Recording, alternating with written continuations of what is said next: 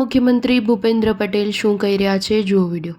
આપણું ઘર ગમે ત્યાં બહાર ફરતા હોઈએ પણ આપણને યાદ શું આવે તો કે ભાઈ આપણું ઘર, આપણું ગામ, અને બધાના અનુભવ અમે શેર કરતા હોય તો બધા એવું કે અમેરિકામાં 10 વર્ષ રહીએ, 15 વર્ષ રહીએ, પણ એક અઠવાડિયું ગામમાં રહીએ એના જેટલો આનંદ ક્યારેય ના આવે। એટલે એ આનંદની સામે કોઈ તુલના ના હોય પૈસાની કે કશાયની। એટલે જે આનંદ છે તો ગામ અને ગામવાસીઓની સાથે। પણ હવે ગામમાં પણ રહેવાની મજા આવે એવું થઈ ગયું છે કે ભાઈ બધી ફેસિલિટી અહીંયા મળતી થઈ ગઈ છે, ક્યાંય તકલીફ પડે એવું નથી। અને છતાંય કંઈ તકલીફ હોય તો અમે અહીંયા આવી ગયા છે, તમે તાર લખાઈ જ દેજો, આજે પૂરું કરી દઈશું।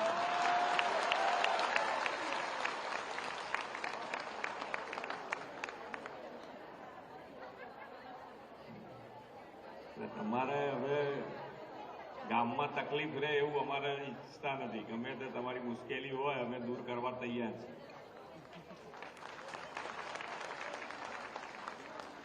આપણા ધારાસભ્ય છે કે પ્રમુખ છે કે જેની જોડે તમારે લિસ્ટ બનાવીને તૈયાર રાખજો। તમારું વારાફરતી જે કામ, જો નાના નાના કામ હશે ને બજેટ, આમાં શું છે કે દરેક વસ્તુ અને દરેક વસ્તુ પાછળ બજેટ લાગે, પૈસા તો લાગે ને દરેકમાં। એટલે તમારે કદાચ વધારે પૈસાની જરૂર હશે તોય અમારી આપવાની તૈયારી, પણ તમારે આયોજનબદ્ધ રીતે ધારાસભ્યશ્રી કે અમારા પ્રમુખને મોકલજો કે આ પહેલા આ કામ કરી આપો, બીજું આ કામ કરી આપો, તમારા કામ ધીમે ધીમે બધા પૂરા કરી દઈશું।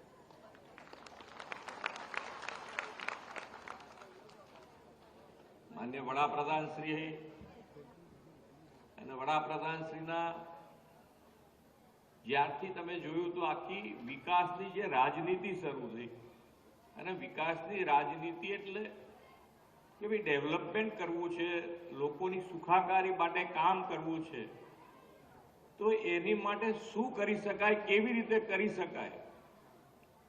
તમે જુઓ કે જ્યારે માન્ય વડાપ્રધાન શ્રી અહીંયા આગળ મુખ્યમંત્રી હતા ત્યારે ગામોમાં લાઇટ, અને ખેડૂતો જાય મુખ્યમંત્રી સાથે મળવા તો એમ કે અમને ભાઈ વાળું ટાઈમે ખાલી લાઇટ આપજો, વાળું ટાઈમે। હવે એ લાઇટ એમણે, કારણ કે વડાપ્રધાન શ્રી હંમેશા કહે છે કે ભાઈ મને નાનું કામ નહીં ભાવે, એટલે એમણે આખા ગુજરાતમાં ગામે ગામ 24 કલાક લાઇટની વ્યવસ્થા કરી।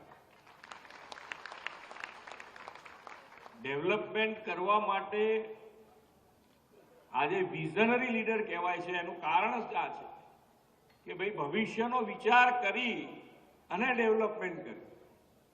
એ જ રીતે પાણીની વ્યવસ્થા ઊભી થઈ, રોડ રસ્તા ઊભા થયા,